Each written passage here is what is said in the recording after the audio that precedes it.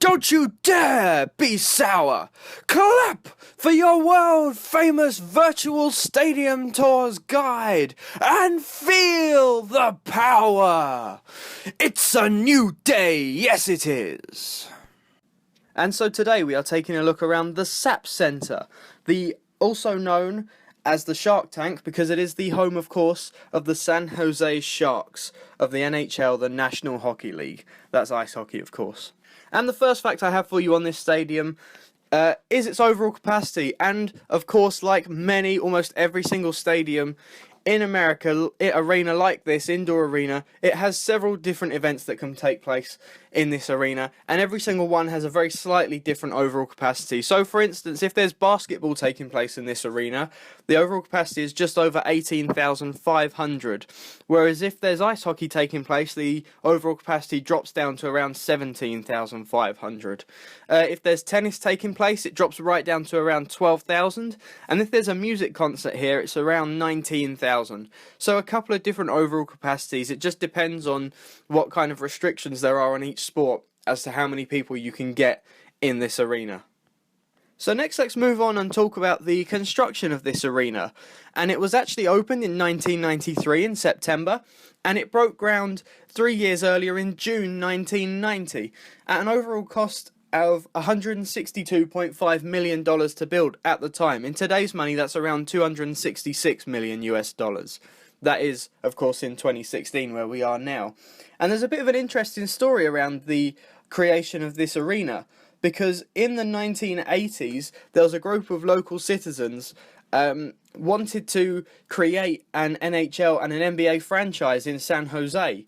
And the original arena they came up with to try and put these franchises in actually got turned down, which meant that they had to look for a slightly different plan, and that's when they came up with the plans to build what is currently the SAP, the SAP Center, in its current location. And that was approved by their local government, and construction could then begin, of course, as I've already stated, in 1990.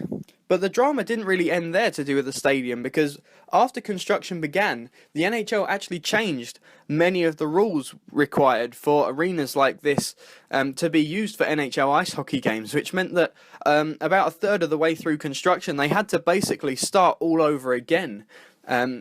Because they had to adhere to the NHL rules, and they obviously didn't know these new rule changes were coming in. And the owners of the franchise actually appealed to the NHL to allow them to have a bit of extra money to be able to make these changes, and it was of course accepted. The completion of the construction of the arena was put back to 1993. It was originally planned to open in 1992, and it did eventually open with a couple of additions that the NHL asked for, and it meant it could be used, and is still used to this day, as an NHL ice hockey arena. So let's move on now and talk about the naming rights of the arena. The name was originally sold in 2001 to Compaq, and it was called the Compaq Center, the computing company. But then in 2002, HP actually purchased Compaq and then renamed the center the HP Pavilion. And many of you will recognize that because it's the same name as a very popular model of HP computers, HP Pavilion computers. And they named this arena exactly the same, the HP Pavilion. But then in 2013, a German software company, co-founded by one of the owners of the San Jose Sharks, purchased the naming rights to this arena on a 5-year deal worth 3.35 million US dollars per year, and it saw it renamed to what it is currently called, the SAP or SAP Center. So let's now move on to some of the major events that have happened in this arena. And the first interesting event that happened in this arena is, let's move on and talk about the WWE.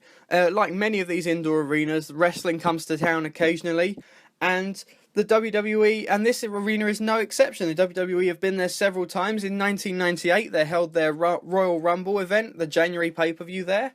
In 2001, they held SummerSlam in this very arena. In 2007, they held the Great American Bash. It hosted the 2015 WWE Hall of Fame induction ceremony, this arena. And it also aired in the same year as that, the first Raw after WrestleMania. That's rather the big Raw where lots of new superstars tend to appear.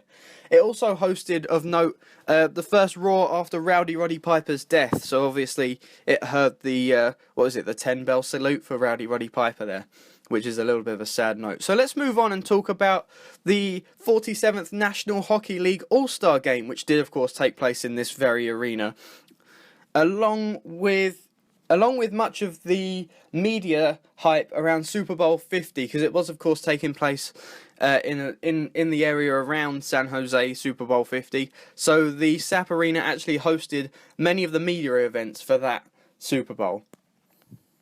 Anyway, that's all I've got time for. Thank you very much for watching, and I will see you next time.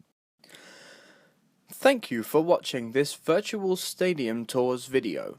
If you enjoyed it and would like to see every new video this channel uploads as soon as it uploads them to the interwebs, why don't you press the subscribe button down below this video right now. Goodbye.